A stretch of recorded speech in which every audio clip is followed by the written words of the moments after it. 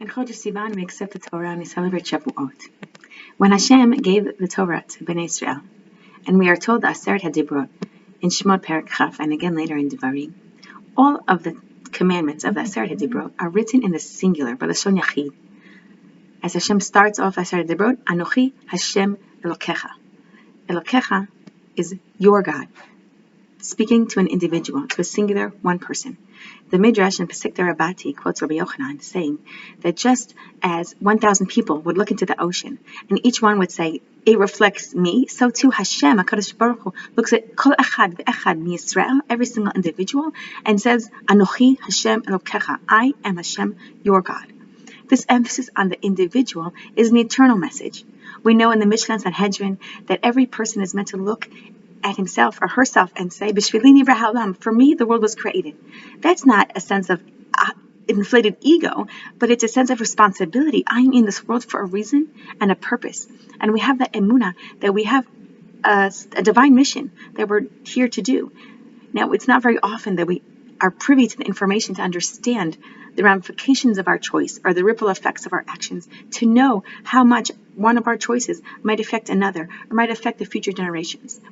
But we have this message in Sefer Shoftim in the last 5 prakim, where we see unscrupulous choices made by distinct individuals, by the story of Pesel Micha in chapters 17 and 18, and the story of Peleges Begiva in the last 3 chapters of the book, where individuals choose to act in a certain way.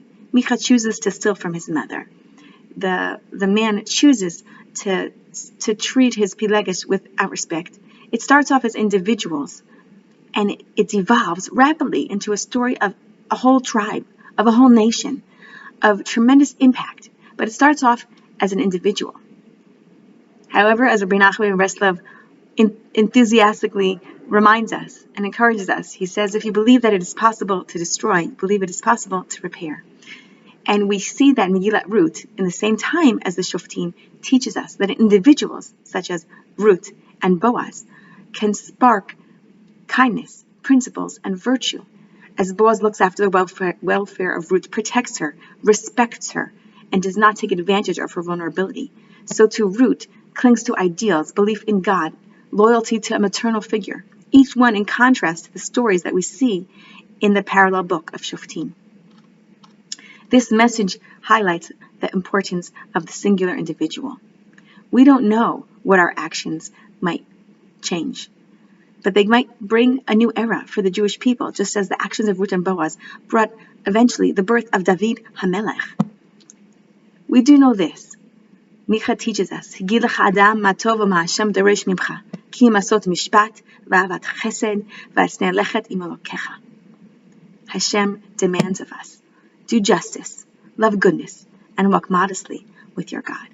And how that may affect the world, we might never know. But we believe that we have the power. We have tremendous power to affect the world for good.